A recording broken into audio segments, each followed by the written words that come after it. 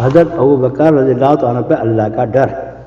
حضرت ابوبکر صدیق رضی اللہ تعالیٰ عنہ جو باجماع اہل سنت انبیاء کے علاوہ تمام دنیا کے آدمیوں سے افضل ہے اور ان کا جنتی ہونا یقینی ہے کہ خود حضور اقدس صلی اللہ علیہ وسلم نے ان کو جنتی ہونے کی بشارت دی، بلکہ جنتیوں کی ایک جماعت کا سردار بتایا اور جنت کے سب دروازوں سے ان کے پکار اور بلاوے کی خوشخبری دی، اور یہ بھی فرمایا کہ میری امت میں سب سے پہلے ابوبکر جنت میں داخل ہوں گے۔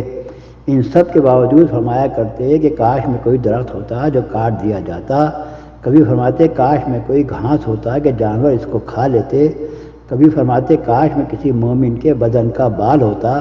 ایک مرتبہ ایک باغ میں تشریف لے گئے اور ایک جانور کو بیٹھا ہوا دیکھ کر ٹھنڈا سانس بھرا اور فرمایا کہ تو کس قدر لطف میں ہے کہ کھاتا ہے، پیتا ہے، درختوں کے سائے میں پھرتا ہے اور آخرت میں تجھ پر کوئی حساب کتاب نہیں، کاش ابوبکر بھی تجھ جیسا ہوتا۔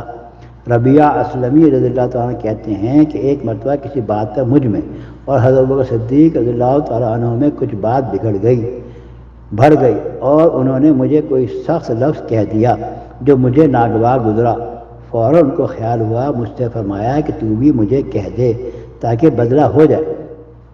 میں نے کہنے سے انکار کیا تو انہوں نے فرمایا کہ یا تو کہہ لو ورنہ میں حضور صلی اللہ علیہ وسلم سے جا کے عرض کروں گا۔ میں نے اس پر بھی جوابی لفظ کہنے سے انکار کیا۔ وہ تو اٹھ کر چلے گئے۔ بنو اسلم کے کچھ لوگ آئے اور کہنے لگے کہ یہ بھی اچھی بات ہے کہ خود ہی تو زیادتی کی اور خود ہی الٹی حضور صلی اللہ علیہ وسلم سے شکایت کریں۔ میں نے کہا تم جانتے بھی ہو یہ کون ہے؟ یہ ابوبکر صدیق رضی اللہ عنہ ہیں۔ اگر یہ خفا ہو گئے تو اللہ کا لاڈلا رسول مجھ سے خفا ہو جائے گا اور اس کی خفگی سے اللہ تعالیٰ شانہ ناراض ہو جائیں گے، تو ربیعہ کی ہلاکت میں کیا تردد ہے؟ اس کے بعد حضور صلی اللہ علیہ وسلم کی خدمت میں حاضر ہوا اور قصہ عرض کیا۔ حضور صلی اللہ علیہ وسلم نے فرمایا ٹھیک ہے، تجھے جواب میں اور بدلے میں کہنا نہیں چاہیے، البتہ اس کے بدلے میں یوں کہہ کہ اے ابوبکر اللہ تمہیں معاف فرما دیں۔